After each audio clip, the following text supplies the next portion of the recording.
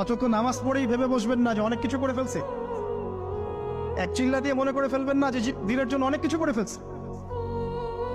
একটা হজ করেছেন, ওমরা করেছেন, সিয়াম রেখেছেন, দিনের জন্য দান সৎকার করেছেন, একটা মাদ্রাসা মসজিদ করেছেন, ভেবে বসবেন না আপনি সব অনেক কিছু করে ফেলেছেন এবং অন্যরা সব কক্রোচ তেলা পোকা ওরা জাহান্নামে যাবে এমনটা মনে করবেন। জানি না আমরা যে কার আমলের কতটুকু আল্লাহর কাছে কবুল হচ্ছে। তো এখানে এই ব্যক্তির সমস্যা ছিল এই, সে নিজের আমলটাকে অনেক ভারী মনে করছিল এবং সে স্টেটমেন্ট দিয়ে ফেললো যে তোকে আল্লাহ পাক মাফ করবে না। এই একটা কথা মন থেকে বলার কারণে তার ইহকাল পরকাল দুটা বরবাদ হয়ে গেল, সে জাহান্নামে চলে গেল। ঠিক আরেক ব্যক্তির ঘটনা আছে এমন, এগুলো সবগুলো রেফারেন্স আছে।